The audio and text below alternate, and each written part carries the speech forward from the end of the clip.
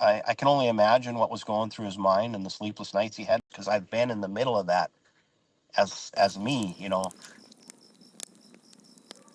Canadian Louis Froome de Manaige and his wife Margaret Grignon, the daughter of Portage's Paris Grignon, lived near the agency house in the 1830s.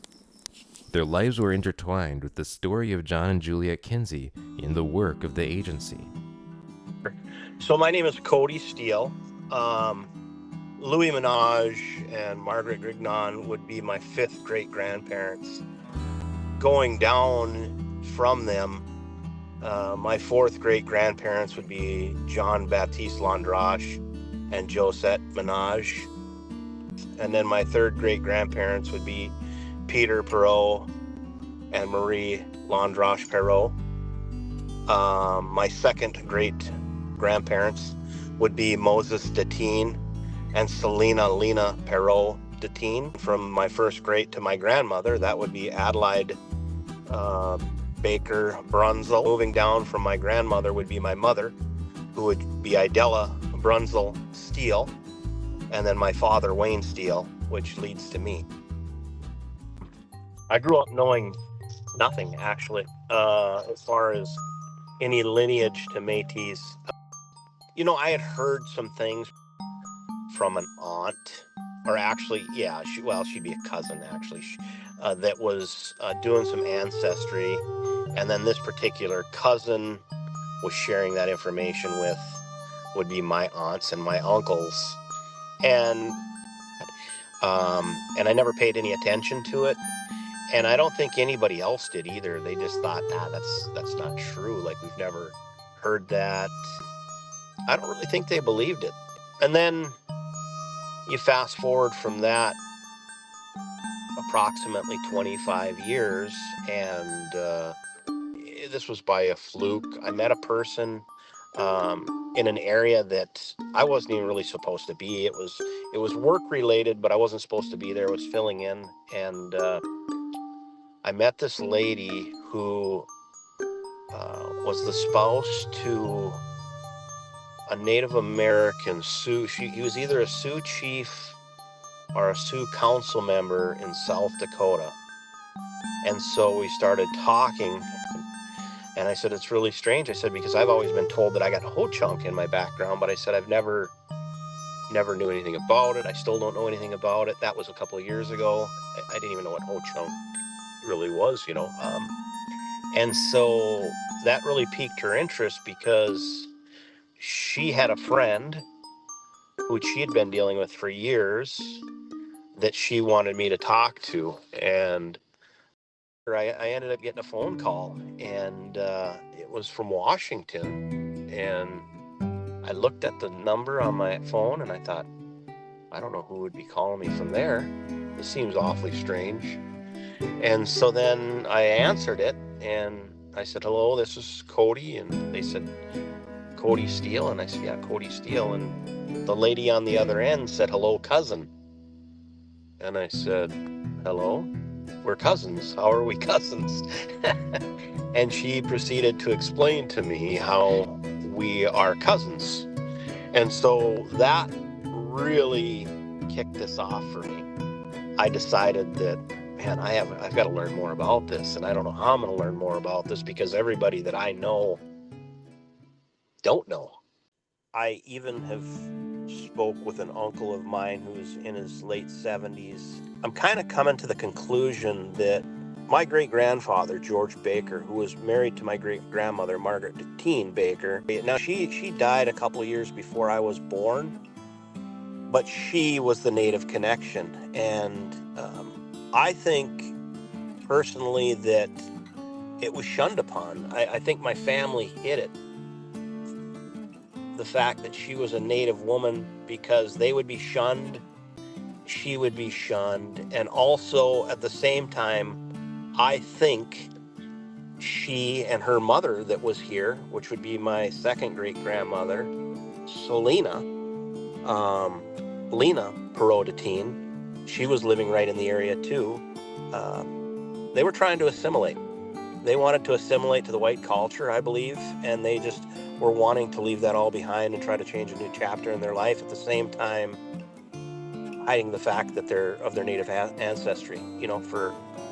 And the reason I say that is because when I talked to my uncle, he says, I can remember Cody as a kid, and he wouldn't have been real young, but he would have been younger.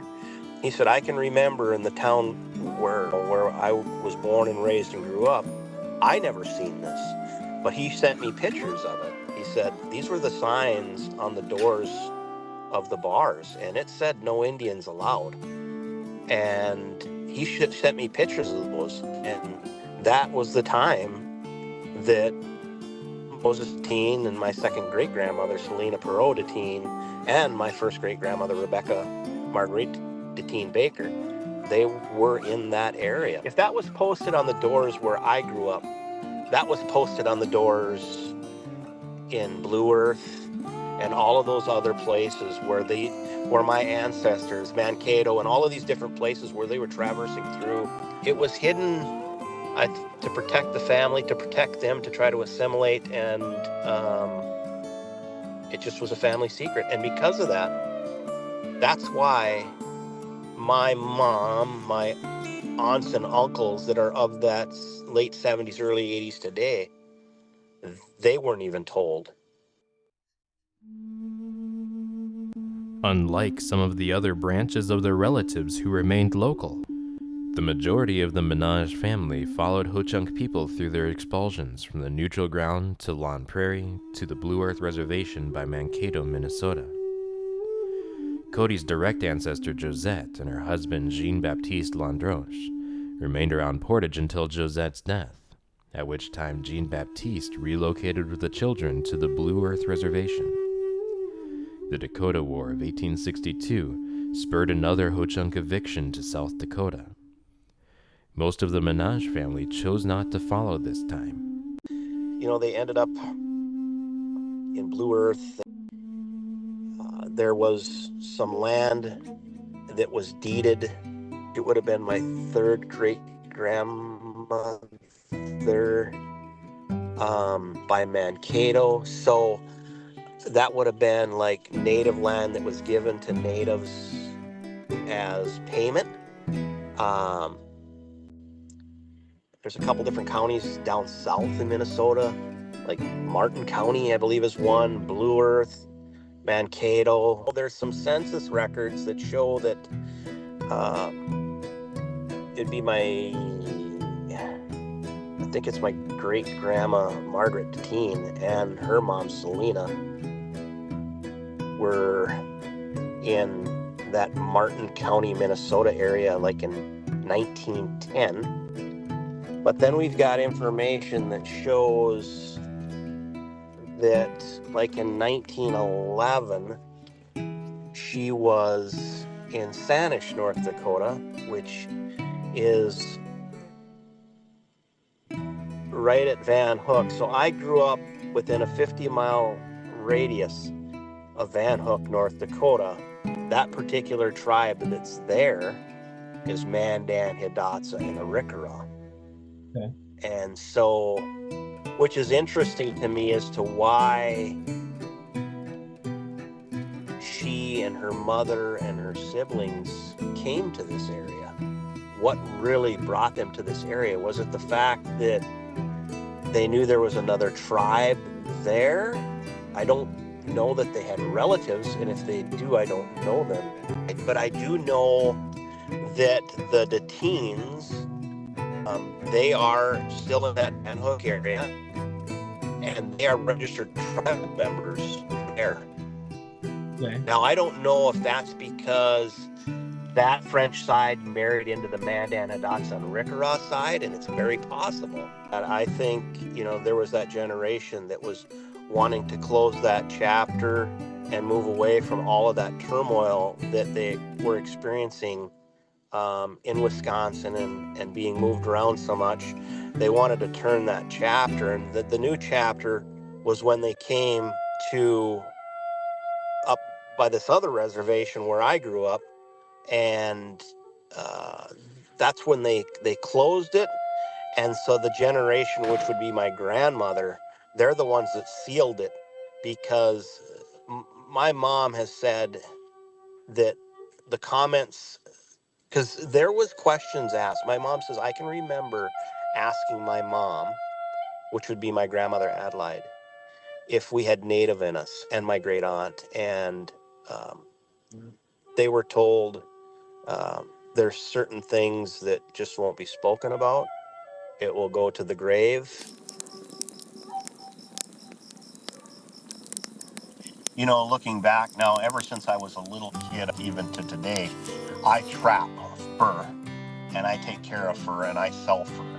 And it's just one of those things that's always kind of come natural to me. And I have a trapping building that I take care of all my traps, and I set trap lines, and I've taught my kids that have had an interest in it. And so, yeah, we trap still today. And my uncle, who's still around, he taught me some things, of course. I'll have to ask him where he learned how to trap and see if it was one of his uncles or somebody that taught him. Yeah.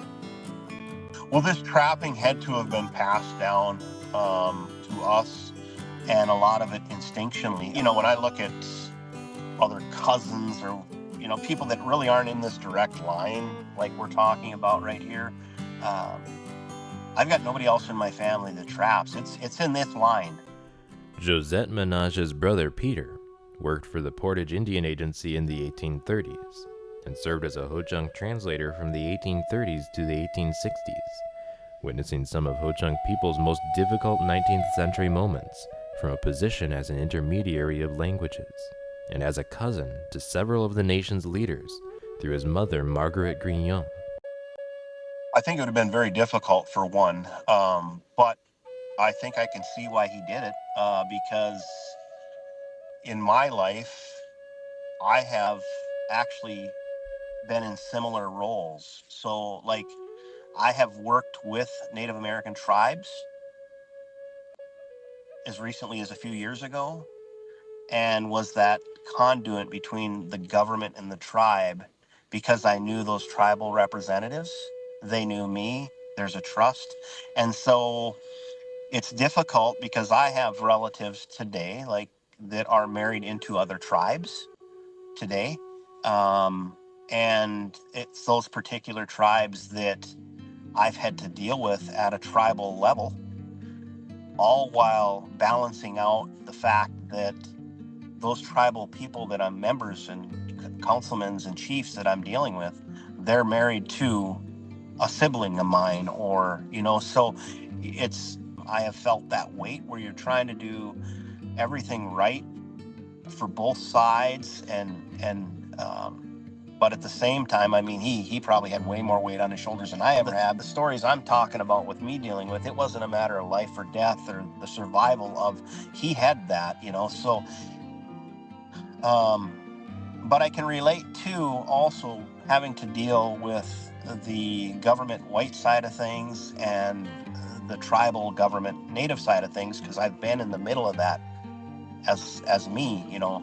So, and it's difficult, especially when you have family that are intertangled with all of that. It's difficult because you're trying to make both sides happy, and agree upon something and work upon a common goal, and they don't all think the same, you know. So it's a really a delicate balance. Yeah, I can only imagine what was going through his mind and the sleepless nights he had, but because he had a lot more on his shoulders for sure, but I can kind of relate to that. Cody's exploration of his ancestry brought him to Portage in 2024. I thought I've got to go and look at some of the things that I've read about that I'm supposedly tied to. I'm not exactly sure how. And that's what led me to the Indian Agency house. It was really exciting, but at the same time, kind of emotional. Like, wow, all of this history, and this is what brought us out here. It's like you're unfolding this new chapter that you never knew existed, but then it's almost not believable too. It's like, wow, how can this be real? Because we knew nothing. We knew nothing about it.